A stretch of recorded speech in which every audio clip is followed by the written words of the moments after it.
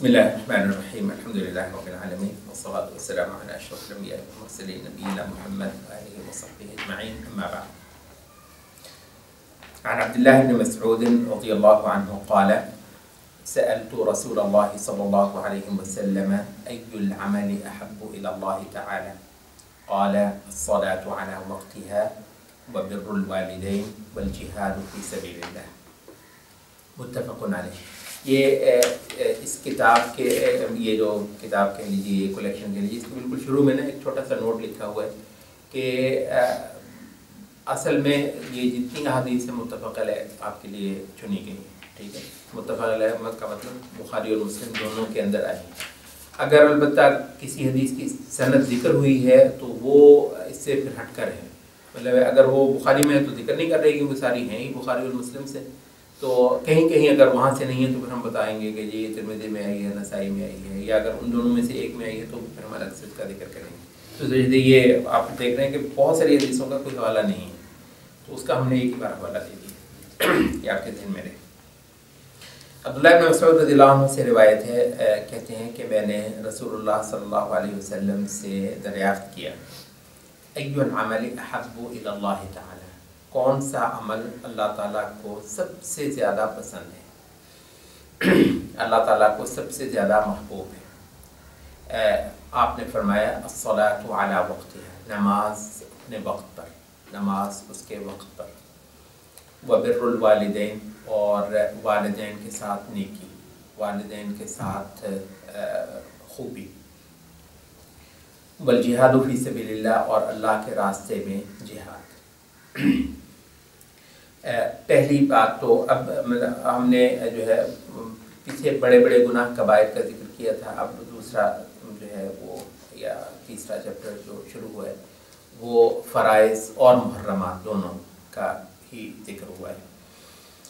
یہاں اس میں فرائض کی ایک بات ہے، اور تین ہی فرائض جو ہیں وہ رسول اللہ صلی اللہ علیہ وسلم نے یہاں پر بتائے ہیں. سب سے پہلی بات وہ ہے اللہ کا محبت کرنا. ایک ہے اللہ سے محبت کرنا، ہم کرتے ہیں اللہ تعالیٰ سے محبت، ٹھیک ہے.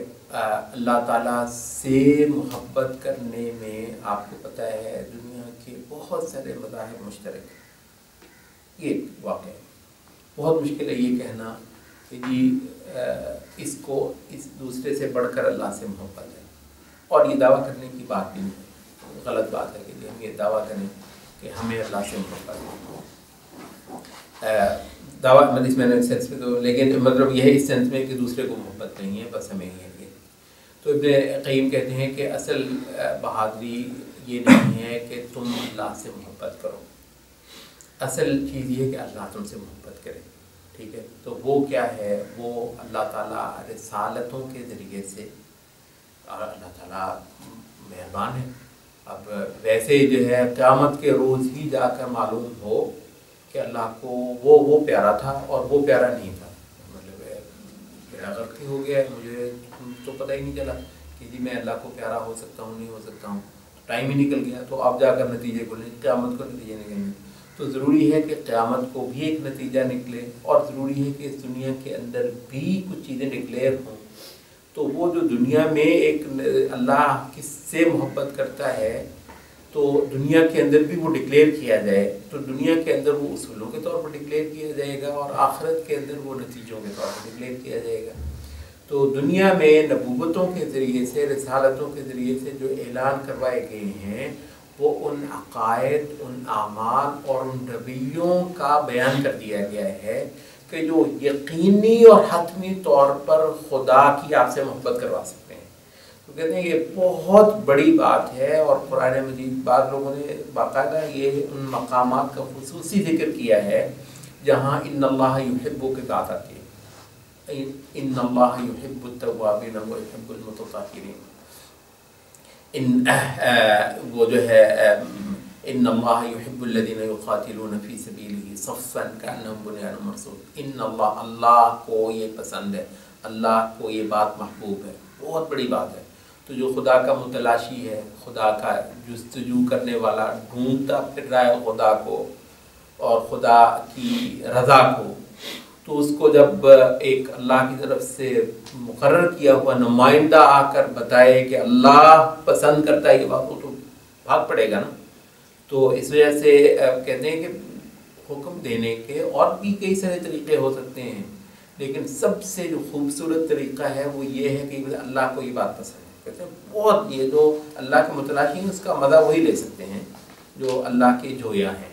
ٹھیک ہے جی، اللہ تعالیٰ کو ڈھونڈتے ہیں، اللہ تعالیٰ کو پانے کے فکر مند ہے. ان کو جب اس صیغے میں بات بتائی جائے، اس سے بڑھ کر کوئی صیغہ نہیں ان کے لیے کہ اللہ کو یہ بات، یہ عمل، یہ عقیدہ، یہ رویہ محبوب ہے، اللہ کو یہ بات پسند ہے. تو اس وجہ سے یہاں آپ یہ دیکھ لیجئے کہ یہ بات رسول اللہ صلی اللہ علیہ وسلم کے بیان میں آنے سے پہلے عبداللہ ابن مسعود کے سوال میں آئی ہے. تو اس کا مطلب یوں ہے کہ صحابہ کو بھی یہ چیز مل گئی ہے، سکھا دی گئی ہے کہ صحابہ بھی یوں پوچھتے ہیں اللہ کو پیاری کیا چیز ہے، اللہ کے رسول اللہ کو سب سے پیاری کیا بات ہے.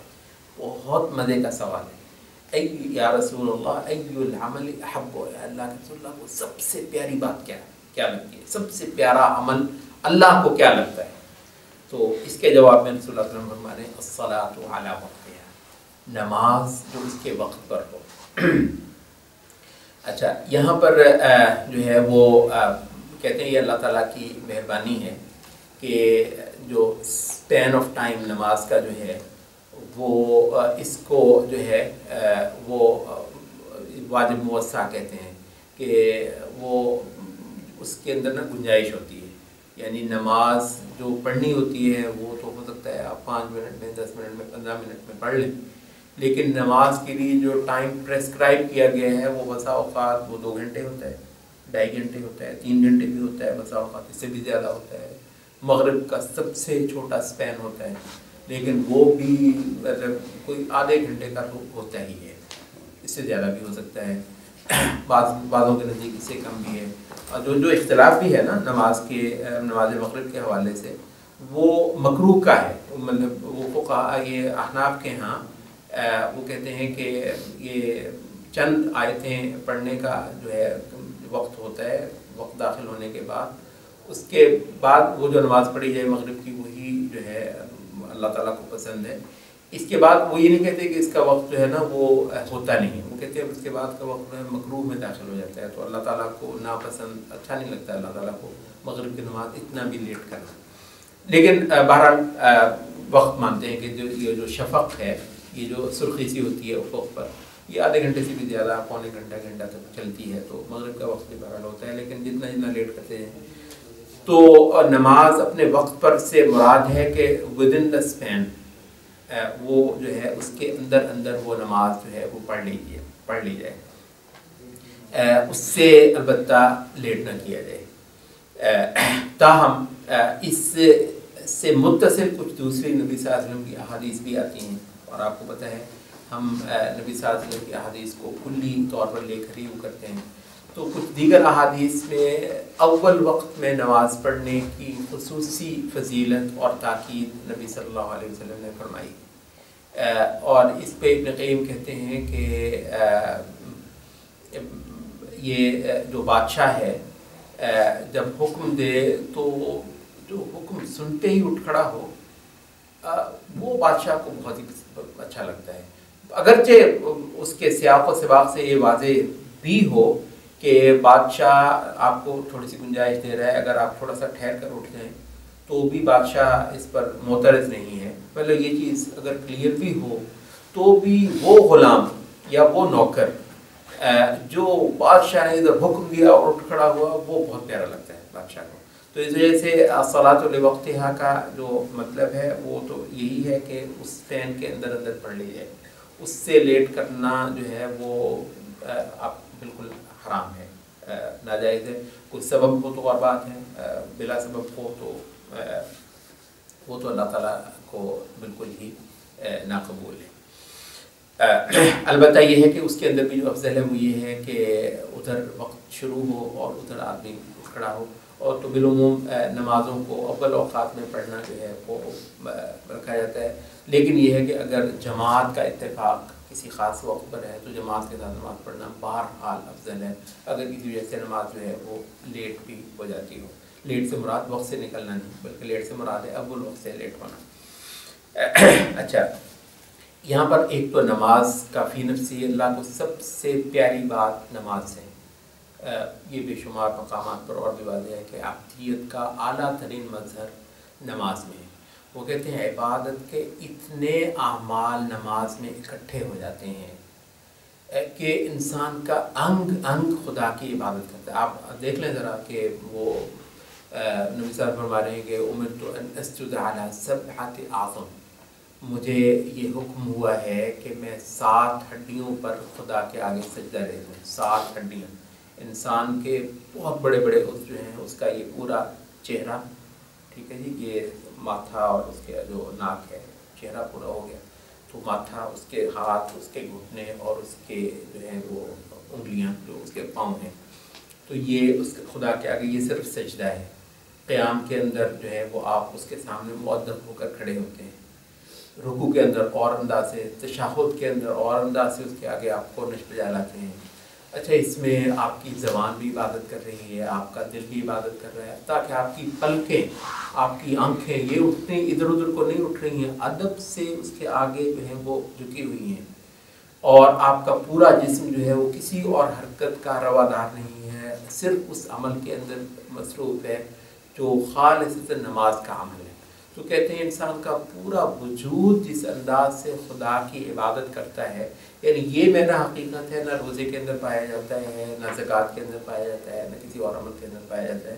اور آپ پھر یہ بھی دیکھ لیں کہ باقی جو بھی اعمال ہیں، جب ان کا وقت آتا ہے بالعموم، اس کے اندر سارا لطف نوازی پیدا کرتی ہے۔ یہ آپ حج کرنے جاتے ہیں تو حج کرنے میں کیا کرتے ہیں؟ نمازیں پڑھتے ہیں وہاں پہ جا کے، اور کیا کرتے ہیں؟ یعنی طواف کرتے ہیں، اور طواف بھی ایک طرح کی نماز ہی ہے۔ تو اور یا پھر جو ہے صبح شام دوپہر آپ کرتے رہتے ہیں، پڑھتے رہتے ہیں۔ تو حج کا بھی جو سارا جو رنگ حج کے اندر ڈالتے ہیں آپ نماز سے ڈالتے ہیں۔ روزے جب آپ رکھتے ہیں، جی روزے آ گئے ہیں تو کیا کرتے ہیں؟ روزہ رکھتے ہیں، روزے کے اندر بھی آپ نمازیں زیادہ سے زیادہ پڑھ کے اس کے اندر بھی آپ نمازوں سے رنگ ڈالتے ہیں۔ تو نماز فی نفس ہی تعبد کی ایک بہت بڑی، تو نماز میں دل ڈالنا، نماز کے اندر توجہ ڈالنا، نماز کے اندر خدا کو پانا، خدا کی تلاش کرنا، خدا کے آگے عاجزی، انکساری، عبدیت، بندگی کا مظاہرہ کرنا، اس پہ بھائی جتنی محنت ہے، بڑی یہ محنت کا میدان ہے۔ اگر کوئی بندہ بڑا سنجیدہ ہو کر بھی نماز کو نماز بنانے لگے گا تو اس کو مہینوں برسوں لگ جائیں گے۔ وہ ایک عمل میں اچیومنٹ کرے گا، پھر دوسری میں، پھر تیسری میں، پھر چوتھی میں، یہاں تک کہ وہ اپنی نماز کو ایک بہت اعلیٰ چیز بنا لے گا۔ تو اس میں ایک تو فی نفس ہی نماز کا عمل، ٹھیک ہے، وہ اللہ کو سب سے پیارا ہے۔ اب جب بات یہ ہوگی ہے کہ اللہ کو پیارا ہونے کا مطلب کیا ہے، اور پھر نماز کے عمل کو اصل میں آپ سامنے رکھیے، اس کے بعد یہ بات ہو رہی ہے اعلیٰ وقت ہے کہ پھر وہ اپنے وقت پر بھی ہو۔ تو اس سے مراد ساری آپ کی توجہ ہے نا صرف وقت پر چلی جائے کہ یہ وقت پر ہے تو ہے، لیکن یہ ہے کہ صلاۃ پر نہ ہو، اصل میں صلاۃ ہے، اور پھر اس میں یہ ہے کہ وہ عین وقت پر ہو، ادھر خدا پکارے، سورج کو حکم دیا ہے یہاں پر چلا جا، تو میرے ان بندے دیکھ لیں سورج وہاں پر پہنچ گیا، تو ان کے جھکنے کا وقت ہو گیا، تو یہ اس نے کہا میں تاخیر نہیں کر رہا، میں اٹھ کھڑا ہوتا ہوں۔ تو نماز کو اس طریقے سے وقت کے ساتھ، اور عین جب اللہ تعالیٰ نے ایک چیز کو رکھ دیا ہے اس کا بار بار یہ جو ہے نا وہ اندازہ کرنا۔ یہ اور دوسری چیز جو ہے وہ ہے والدین کی کے ساتھ نیکی کرنا۔ والدین کے ساتھ نیکی میں ایک تو ان کے حقوق کی ادائیگی ہے، ان کی ضرورتیں پوری کرنا، ان کا ادب، ان کا احترام، ان کے حکم کی تعمیل اگر وہ جائز ہو، ان کے جائز حکم کی تعمیل، تو یہ تو ہیں ان کے حقوق کی ادائیگی، یہ تو ان کے حقوق ہیں۔ لیکن یہ جو بر الوالدین ہے، یہ اس سے بڑھ کر بھی، حقوق سے بڑھ کر بھی آپ ان کو طرح طرح کی خوشیاں دے رہے ہیں، پتہ نہیں بہت ساری چیزوں سے وہ خوش ہوتے ہیں، ان کو فلاں چیز پسند ہے، آپ ان کے لیے وہ چیز لے کر آ رہے ہیں، ان کو فلاں بات پسند ہے، آپ وہ کر رہے ہیں۔ اب یہ اس سینس میں ہے بھی نہیں ہے کہ یہ آپ پر واجب ہو کہ یہ چیزیں کی جائیں، لیکن یہ ان کے ساتھ نیکی بر الوالدین میں یہ باتیں آتی ہیں۔ تو بر الوالدین میں ان کے حقوق کی ادائیگی بھی، ان کے جو چیزیں فرض ہیں آپ پر ان کے معاملے میں، ان کی ادائیگی ہوئی، اور وہ چیزیں جو آپ پر فرض نہیں ہیں لیکن ان کو وہ پسند اور مطلوب ہیں تو وہ ہیں۔ یہ آپ ذرا دین کی برگزیدگی، ہم کہتے ہیں دین سارا ہی اخلاق ہے، دین سارا ہی برگزیدگی ہے، دین سارا ہی اونچے رویے، اونچے انسان کو چڑھائی چڑھانا مکارم کی، بعثت لأتمم مکارم الاخلاق، اعلیٰ چیزیں جس کو انسان سراہتا ہے، پھڑک اٹھتا ہے لیکن اس پر زور لگتا ہے، اس پر لاگت آتی ہے، تو دین یہ ہے سارے کا سارا۔ ظاہر ہے وہ ڈارون اور فرائڈ کے حیوان کو مطلب یہ بات سمجھ نہیں آئے گی، انبیاء نے باتیں ہی جو ہے نا وہ یہ سکھائی ہیں۔ اس کے اندر والدین، آپ یہ دیکھ لیجئے کہ تہذیب کا زوال اگر آپ نے ناپنا ہو تو آپ اس ایک بات سے بھی ناپ سکتے ہیں کہ والدین کا احترام کس تہذیب نے کروایا۔ مطلب کون جتنا زیادہ کوئی دور نبوت کے قریب ہوگا، کوئی تہذیب نبوت کے قریب ہوگی، اس کے اندر والدین کی عزت احترام ہو، اور جتنا زیادہ نبوت سے دور ہوتی چلی جائے گی تہذیب، اتنا زیادہ والدین کی جو ہے کہ ساتھ بدتمیزی اور ان کے حقوق کی عدم ادائیگی، اور وہ کوئی چیز نہیں ہے، ان کو کچھ نہ سمجھنا، اس کو کوئی بات اور کوئی کام ہی نہ سمجھنا، یہ آپ کو مسلسل جو ہے وہ نظر آئے۔ تو بر الوالدین بنیادی طور پر یہ ایک عمل بھی ہے، مگر یہ ایک پوری تہذیب کا ایک ٹوکن بھی ہے، پوری تہذیب کا ایک سمبل بھی ہے، ایک پوری آسمانی تہذیب اور اخلاقی برگزیدگی اور مکارم کی بلندیوں اور چوٹیوں کو سر کرنے کا یہ ہے کہ والدین، کیونکہ مطلب یہ اللہ تعالیٰ نے کوئی انسانوں میں رکھا یوں ہے کہ آپ خاص طور پر جب آپ جوان ہو جاتے ہیں، بچپن میں تو مطلب اور طرح کی والدین کے ساتھ جو ہے نا وہ نیکی کرنی ہوتی ہے، اس میں ضرور یہ ہے کہ آپ والدین آپ کو کہہ رہے ہیں، اس وقت تو آپ کی وہ ضرورتیں پوری کر رہے ہیں۔ بنیادی طور پر یہ جو حدیث جن لوگوں کو مخاطب کر رہی ہیں، یہ گرون اپ لوگ ہیں، بالغ لوگ ہیں، وہ ہیں جو بیوی بچوں والے ہیں، بالعموم بڑے ہیں۔ تو جوانی میں جب آپ انڈیپینڈنٹ ہوتے ہیں، بھائی والدین کے ساتھ نیکی کا اصل عمل اس کے بعد شروع ہوتا ہے۔ بچوں کو بھی ہم تاکید کرتے ہیں جی والدین کے ساتھ کرنی ہے، لیکن اس وقت تو والدین آپ کے ساتھ نیکی کر رہے ہیں، اس بچوں کو اور طرح کے سبق دیں گے ہم، وہ اس وقت والدین بچوں کے ساتھ نیکی کر رہے ہیں، بچوں کو والدین کے ساتھ کیا نیکی کرنی ہے، اس وقت ہر چیز ان سے لے کر کھاتے ہیں، ہر چیز ان سے مانگتے ہیں، ہر چیز میں بس وہ یہی ہے کہ ان کے کہنے میں رہنا ہے جس کے اندر تمہارا ہی فائدہ ہے، وہ تمہیں زیادہ کھیلنے سے روک رہے ہیں، بیوتیوں سے روک رہے ہیں، بری صحبت سے روک رہے ہیں، سارے تمہاری چیزیں ہیں، وہ تو تمہارے وہ ہیں۔ تو یہ حدیث مخاطب کر رہی ہے ان لوگوں کو جو گرون اپ ہیں، جو بالغ ہیں، جو انڈیپینڈنٹ ہیں۔ ہاں البتہ وہ یہ ہے کہ اللہ تعالیٰ نے اس انڈیپینڈنٹ انسان کے اندر کوئی چیز ایسی رکھی ہوئی ہے جو بہت زیادہ سوچ بچار کرتی ہے اپنے بچے اپنی بچی کی، ان کی طرف وہ ان کو کچھ نہ ہو جائے، وہ ان کو کچھ نہ ہو جائے، یہاں وہ میرے والد کو کچھ نہ ہو جائے، میری والدہ کو کچھ نہ ہو جائے، عمومی طور پر کم ہے، الا یہ کہ آپ برگزیدگی کی طرف کو آپ کا رجحان ہو، پاکیزگی کی طرف کو، اعلیٰ مکارم کی طرف کو، یہ آسمانی کی طرف کو چڑھنے کا، خدا ہی کی طرف کو، اعلیٰ رویوں کی طرف ہی کو آپ کا رخ ہو، تو ہی آپ کو والدین، کیونکہ آپ ضرورت نہیں رہے، والدین آپ کی ضرورت نہیں رہے، ٹھیک ہے۔ تو اب ان کا جو ہے نا وہ حق ادا کرنا، وہ بلکہ یہ کہتے ہیں کہ کسی بھی معاشرے کے اندر حتیٰ کہ بوڑھے کا عزت احترام اور اس کا حق ادا کرنا بھی معاشرے کے جو ہے نا وہ کا وزن کروا دیتی ہے کہ معاشرہ کے اندر قدروں کا کیا مقام ہے، بوڑھے کا بھی جو ہے۔ تو ظاہر ہے بوڑھا پورے معاشرے کا بزرگ ہوتا ہے، لیکن جو آپ کا اپنا بزرگ ہے، آپ کی والدہ، آپ کا والد، تو ان کے ساتھ پیار، محبت، حسن سلوک، نیکی جو ہے یہ ایک بہت بڑی بات ہے۔ یہ پہلے بھی تھی، آج کچھ خصوصی طور پر اس وجہ سے ہو گئی ہے کہ جیسے ہم نے کہا دراصل یہ دو تہذیبوں کا یہ بھی ایک عنوان ہے، قدروں کا جو ہے نا بیان، آسمانی قدریں ورسس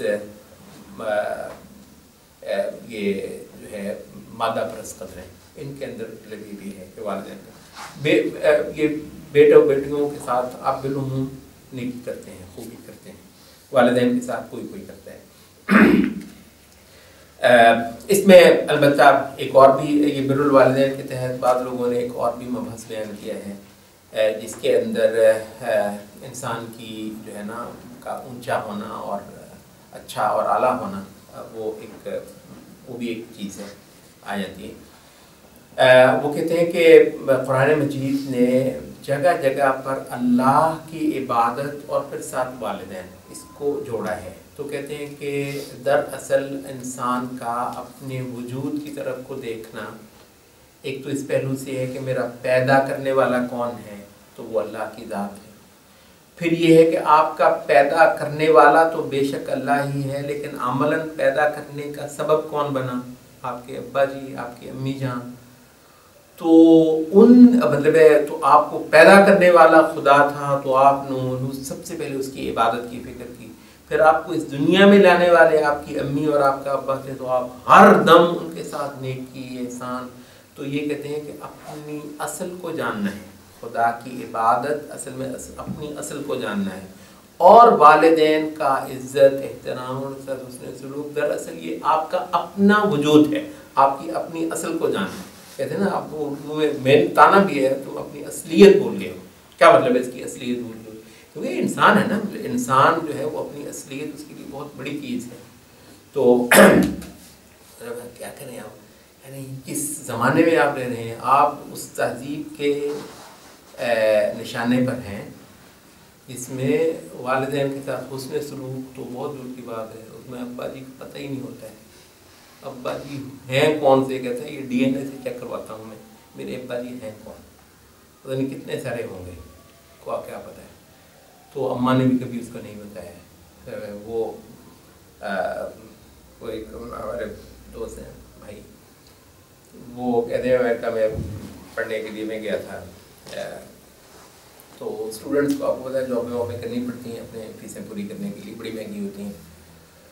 تو سب سے اسٹوڈنٹس کو جو اٹریکشن ہوتی ہے وہ سیکورٹی کی جاب ہوتی ہے۔ سیکورٹی کی جاب اس وجہ سے کہ اس میں آپ کو کوئی لمبا جوڑا کام نہیں کرنا پڑتا، آپ بیٹھ کے وہاں پر اپنا پڑھ بھی لیتے ہیں، کچھ چیزیں جو ہے نا یاد بھی کر لیتے ہیں، صرف آپ نے بیٹھنا ہے، پہرے داری کرنی ہے۔ پہرے داری بہت اسٹوڈنٹس کو پسند ہوتی ہے کیونکہ اس میں نا آپ کو باقی اگر گیس اسٹیشن پہ کسی اسٹور پہ آپ کر رہے ہیں تو وہاں پر تو آپ کو وقت نہیں ہے کہ آپ پڑھ لیں، تو اس میں یہ ہے کہ آپ پڑھ لیتے ہیں، بلکہ بعض کہتے ہیں ہم نیند بھی پوری کر لیتے ہیں۔ تو خیر بارہ تو وہ کہتے ہیں کہ وہاں پر جو ہے نا وہ تھوڑا بندہ تھا، ایک بندہ جو ہے نا وہ ظاہر ہے اس میں ہے یہ کہ جب تک میری شفٹ ختم ہوتی ہے تو میں شفٹ ختم کر کے جب تک وہ دوسرا بندہ نہیں آئے گا میری شفٹ کے بعد والا، چاہے میرا ٹائم پورا بھی ہو گیا ہے لیکن قانوناً یہ ہے کہ میں اس وقت تک نہیں جا سکتا جب تک کہ مجھے ریلیز کرنے والا دوسری شفٹ والا بندہ نہ آ جائے۔ لیٹ بھی ہوگا میں اس کو پیسے مانگ دوں گا، ظاہر ہے وہ ایسا نہیں ہے، لیکن میں بہرحال چھوڑ نہیں سکتا، یہ ان کا ہے تو آدھا کرنا۔ کہتے وہ بندہ جو ہے نا وہ ایسا کوئی گندا تھا کہ اکثر و بیشتر لیٹ، اب ظاہر یہ اسٹوڈنٹ ہے اس نے تو 1000 کام بھی کرنے ہیں، تو مجھے بہت زیادہ جو ہے نا وہ تنگی ہوتا ہے۔ کہتے دوسرا بندہ جو ہے نا وہ میری شفٹ والا ایک دوسرا، کہتے ہیں اس کو ہم بڑی جلی کٹی سناتے رہتے تھے، میں بھی وہ بھی۔ کہتے ہیں ایک دن جو ہے نا وہ میں نے، یہ پاکستانی تھا تھوڑا سا وہ کھلی دعا، کہتا میں نے کہا کہ یار یہ جو ہے نا مجھے لگتا ہے یہ حرام کا ہے۔ تو کہتے ہیں یہ جو ہے نا جو حلال کا ہونا، اب تو پاکستانی بھی اندازہ حلال کا ہونا وہ اس طرح کے کام نہیں کرتا، یہ جو ہے نا وہ ضرور حرام کا ہوگا۔ تو کہتا ہے کہ وہ میں تو اس کو کہہ رہا تھا لیکن وہ میں دیکھا وہ جو سامنے والا ہے اس کے منہ کا رنگ بدل گیا۔ کہتا ہے یار یہ نہ کہ یہ میں بھی ایسے ہی ہوں۔ تو اب یہ مطلب آدھی قوم جو ہے وہی والدین ہوتے ہیں، والدین تو اور مطلب ہے استغفر اللہ، مطلب ہم ان پہ چٹکلے کرتے ہیں بخدا۔ اگر آج مسجدیں نہ جاگیں، یہ ممبر اور محرابوں نے یہ جو ہے نا فاتخذوہ عدوا، یہ دشمنی نہ کی اس تہذیب کی اور دشمنی نہ نبھائی، تو یہ کچھ دیر کے بعد یہ لطیفے ہمارے ہوں گے۔ میں آپ سے بڑی تیزی جو حرام کاری زنا کاری آپ کو بہت تیزی کے ساتھ آ گئی۔ کالج یونیورسٹی میں تو کل ایک صاحب بتا رہے تھے کہ آپ بھول جائیے، اگر آپ تھوڑا سا بھی قریب سے جانتے ہو کتنا زیادہ نارمل ہو گیا ہے لڑکوں لڑکیوں کا بدکاری کرنا۔ وہی لڑکوں لڑکیوں کا بدکاری کرنے سے ہی جو مخلوقات جنم لیتی ہیں اسی کو ہم حرام کی مخلوقات کہتے ہیں نا. تو یہ لطیفے ہمارے ہونے والے ہیں کچھ ہی دیر کے بعد. کوئی بڑی بات نہیں ہے کہ یہ اپنے باپ کا ہے کہ نہیں ہے, تو یہ کوئی بڑی بات رہنے والی نہیں. بہت بڑی ایک عید آ رہی ہے, تو کہاں تو ہم وہ باتیں کرتے ہیں جی والدین کی نے کی, اور کہاں وہ نیچ, وہ جو ہے پاتال, جو جس میں پتہ بھی نہیں ہوگا کہ والدین ہوتے کون ہیں. تو بہرحال یہ قدروں کی جنگ ہے جس کے اندر شاید دینداروں کے, عبادت گزاروں کے, الصلاۃ لوقتہا والوں کے جاگنے کا یہ بھی شاید ایک عید ہو کہ اس قدروں کی جنگ میں آپ شریک ہو جائیں. اور تیسرا جو ہے جو اللہ تعالیٰ کو سب سے بڑھ کر پیارا عمل ہے وہ ہے الجہاد فی سبیل اللہ, اللہ کے راستے کے اندر جہاد. اختصار کے ساتھ ہم بات کر دیں تو جہاد جو ہے وہ اگر جہاد فی سبیل اللہ اگر مطلق پیرائے میں آئے تو اس سے مراد قتال ہی ہوتا ہے. اگر مطلق یہ درست ہے کہ جہاد فی سبیل اللہ قتال کے ما سوا اعمال پر بھی لاگو ہوتا ہے. قرآن اور سنت کے استعمال کے اندر جہاد فی سبیل اللہ جو ہے دعوت پر بھی, کافر سے نظریاتی یا سماجی طور پر الجھنے پر بھی جہاد فی سبیل اللہ کا استعمال ہوتا ہے. یہ درست ہے کہ مکی قرآن کے اندر بھی جہاد کا ذکر آیا ہے جبکہ ابھی قتال کا حکم نازل ہی نہیں ہوا تھا. یہ اپنی جگہ پر درست ہے. اس کے باوجود جو اہل علم, اہل فقہ, اہل تفسیر کا جو بیان ہے وہ یہ ہے کہ اگر مطلق طور پر آئے تو اس سے مراد بہرحال قتال ہی ہوتا ہے. ہاں کوئی خاص مخصوص اشارہ ہو تو اس سے پھر مراد جو ہے وہ ہم کچھ اور بھی لے لیتے ہیں, یعنی اس کے لیے کوئی وجہ ہونی چاہیے کہ ہم اس کو نا قتال کے علاوہ معنی پر وہ کریں, محمول کریں. تو یہ بات آپ کے ذہن میں رہے. تو بنیادی طور پر جہاد کا مطلب قتال ہی ہے. البتہ ایک اور بات ہم واضح کر دیں, وہ یہ ہے کہ کسی وقت ہم جو ہے وہ جہاد کو ایک توسیعی معنی ضرور دیتے ہیں. البتہ ان دنوں میں خاص طور پر جہاد کو ایک توسیعی معنی ضرور دیتے ہیں, اور اس کی ایک وجہ ہے. وہ وجہ یہ ہے کہ جہاد جو ہے بڑھتے بڑھتے قتال فی سبیل اللہ تک پہنچا, اور اس حد تک ہوا کہ پھر قتال ہی پر لاگو ہونے لگا. تو دراصل اس کی اٹھان پیچھے سے ہوتی ہوئی آئی تھی. تو وہ سوسائٹیز جہاں وہ معاملہ ذرا پیچھے آیا ہوا ہے تو ہم جہاد کا توسیعی معنی لے لیتے ہیں. تو ان سوسائٹیز میں جہاں ایک سماجی جنگ ہی ضروری ہو گئی ہے باطل کی, اور کوئی وجہ نہیں ہے کہ آپ قتال وغیرہ کے اندر الجھیں, صرف یہ کہ وجہ نہیں ہے بلکہ باوجود وہ شریعت کے اصول ہی ان کی ممانعت کرتے ہیں کہ آپ یہاں پر لڑائی کریں. ٹھیک ہے, کیونکہ وہ زور کے ساتھ کرنے کے لیے کچھ اور شریعت کے تقاضے ہیں کہ جس میں آپ کو ریاست میں ہونا چاہیے, آپ کو اتھارٹی کے اندر ہونا چاہیے وغیرہ وغیرہ. تو وہ بھی شریعت کے اپنے ہی تقاضے ہیں. تو وہاں پر جہاد کا توسیعی معنی ہم ضرور لے آتے ہیں. تو باطل کے ساتھ نظریاتی طور پر الجھنا, سماجی طور پر الجھنا, یہ جو جس کو آپ تہذیبوں کی جنگ کہتے ہیں اس کے اندر باقاعدہ شریک ہونا. اس وجہ سے اس دور میں علماء کی اچھی خاصی تعداد, چھوٹی نہیں اچھی خاصی تعداد ایسی ہے کہ جنہوں نے باقاعدہ طور پر میڈیا کے اندر باطل کے خلاف سرگرم ہونے کو اس حد تک کنسیڈر کیا ہے جہاد کے اندر. وہ کہتے ہیں کہ سورۃ توبہ میں زکوٰۃ کے جو 8 مصرف بیان ہوئے ہیں ان میں سے جو 8واں مصرف ہے 7واں مصرف جو ہے وہ فی سبیل اللہ. تو اس میں یہ جو میڈیا وار ہے اس وقت کفر کے خلاف بہت زیادہ ہو گئی ہے. پوری مسلم سوسائٹیز کو جگانا, ان کو جو روزانہ جو ہے وہ ٹنوں کے حساب سے غذا دی جاتی ہے غلاظت کی, گندگی کی اور دشمن کے ایجنڈا کی, اس ایجنڈا سے ان قوموں کو رہا کروانا تلوار کے ساتھ نہیں ہے. اس وقت جو ہے وہ آپ کو سوچ سمجھ, عقل, دلیل, برہان, بیان, بلاغت, فصاحت اور ایکسپریشن کے جو ہے نا میدان میں جا کر تو کرنی ہے. تو قذافی صاحب نے اس پر فتویٰ دیا ہوا ہے, سلمان عودہ صاحب نے اس پر فتویٰ دیا ہوا ہے کہ یہ جتنی میڈیا وار ہے, جتنے چینلز ہیں باطل کے ساتھ الجھنے والے, وہ کہتے ہیں بلا شک و شبہ یہ زکوٰۃ کا جو 7واں مصرف سورۃ توبہ میں اس کے اندر آتا ہے، تو زکوٰۃ کا مال آپ ان کو دے سکتے ہیں. آپ ان کو زیادہ کہنا ہے صاحب وغیرہ بھی یہ مطلب ہے. اور حقیقت یہ ہے کہ یہ فتویٰ کوئی مطلب ایسا غلط نہیں ہے، یہ تاکہ آپ طالب علم میں یہ رہے کہ بہرحال یہ ایک مختلف ہی بات ضرور ہے. علماء کا ایک گروہ جو ہے بلکہ میجورٹی آف اسکالرس اس فتوے کو قبول نہیں کرتی ہے. تو وہ کہتے ہیں کہ مطلب جو فی سبیل اللہ ہے وہ قتال ہی ہے، قتال کے علاوہ اور کچھ نہیں ہے. یہ الگ بات ہے کہ میجورٹی جو ہے وہ یہ نہیں بتا سکتی کہ قتال ہے کہاں، کیونکہ اس پر بہت کچھ لگتا ہے تو اس پر وہ نہیں آتی ہے. تو اس کا مطلب یہ ہے کہ اس کو گول کر دو یار، ہوتا وہ قتال ہے لیکن وہ قتال ہوتا نہیں ہے کہیں بھی دنیا میں، نہ ہو سکتا ہے اب قیامت تک. یہ بھی فتویٰ آگے، تو اس وجہ سے وہ 7واں مصرف کو گول کرنے کا فتویٰ ہے بنیادی طور پر. تو بہرحال یہ جو ہے قرضاوی صاحب اور ان لوگوں نے وہ کہا ہے کہ ٹھیک ہے جس کی ہمت ہے جا کر لے، وہ بھی ہے کہیں نہ کہیں دنیا میں آج بھی ہے قتال. تو لیکن یہ ہے کہ وہ جہاد فی سبیل اللہ جو ہے وہ یہ بھی ہے.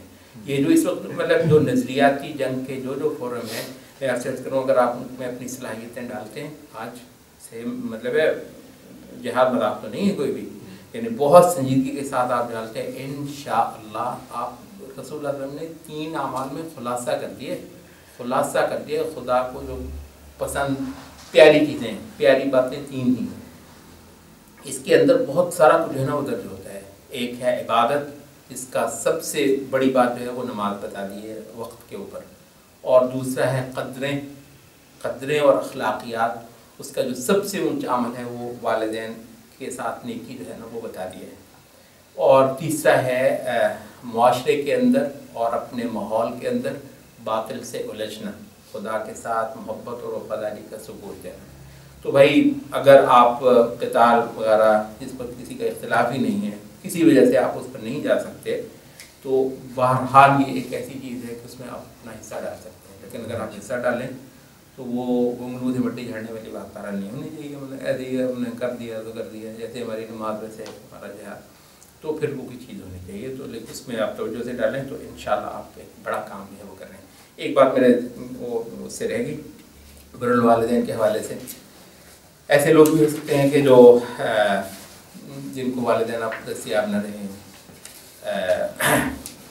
جبکہ 3 ہی نبی صلی اللہ علیہ وسلم باتیں بتا رہے ہیں جو اللہ تعالیٰ کو سب سے زیادہ پیاری ہے. تو اس بارے میں ایک تو یہ ہے کہ نبی صلی اللہ علیہ وسلم نے ایک آدمی سے پوچھا کہ بھی تمہاری والدہ ہیں؟ تو اس نے کہا کہ نہیں. اس نے کہا نبی صلی اللہ علیہ وسلم خالہ ہے؟ تو انہوں نے کہا کہ ہاں ہے. تو ان کے ساتھ نیکی کرو. حتیٰ کہ یہ تک بھی آتا ہے کہ ان کی والدہ کی جو کوئی سہیلیاں تھیں، ان کی کوئی جو ملنے والیاں تھیں، ان کے ساتھ نیکی کرو. اس کے تحت ہی آتا ہے عبداللہ ابن عمر رضی اللہ عنہ کے بارے میں آتا ہے کہ ایک بار سفر میں تھے تو ایک عربی جو ہے وہ ملا، تو یہ فوری طور پر جو ہے نا اپنے سواری سے اتر گئے، نیچے اتر کے اس کو ملے. مطلب یہ خاص احترام ہوتا ہے کہ آپ سواری پر بھی سلام دعا تو ہو ہی جاتی ہے، اور آپ سفر میں جا رہے ہیں تو کون سی بڑی بات ہے کیا.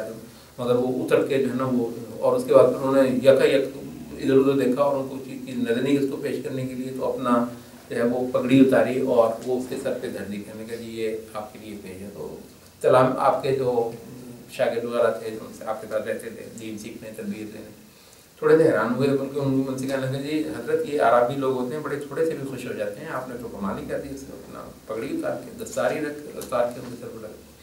کہنے کہ نہیں یہ عمر رضی اللہ عنہ کا دوست ہے، ان کا پیار تھا ان سے. تو کہتے ہیں کہ میں اصل میں عمر رضی اللہ عنہ کے اس پیار کی وجہ سے ان کی تعریف کر. تو والدین کا پیار ہو، جس کے ساتھ محبت ہو، ان کے ساتھ بھی اچھائی کرنا، نیکی کرنا، تو دراصل یہی ہے. اور والدین کے بہاف پر صدقہ کرنا، نیکی کرنا، یا حتیٰ کہ اس حد تک ہی کیونکہ والدین کے عمل کا ایک تسلسل آپ ہیں، یہ بھی نیت کرنا کہ میرے اعمال اور نیکیوں ہی کے اندر میرے والدین کا جو ہے وہ حصہ پڑے، اور اس وجہ سے زیادہ زیادہ اچھی نیکی. یہ بھی والدین کے ساتھ نیک حسن سلوک ہے، کیونکہ والدین کو آپ کی نیکی میں سے کچھ نہ کچھ حصہ جو ہے وہ ضرور ملتا ہے. تو اس لحاظ سے آپ یہ دیکھ لیں کہ اسلام جو ہے وہ زندگی، والدین کی زندگی کے بعد بھی ان کے ساتھ نیکی اور حسن سلوک کے بہت سارے دروازے آپ کے لیے کھلے رہتے ہیں. سبحانک اللہم.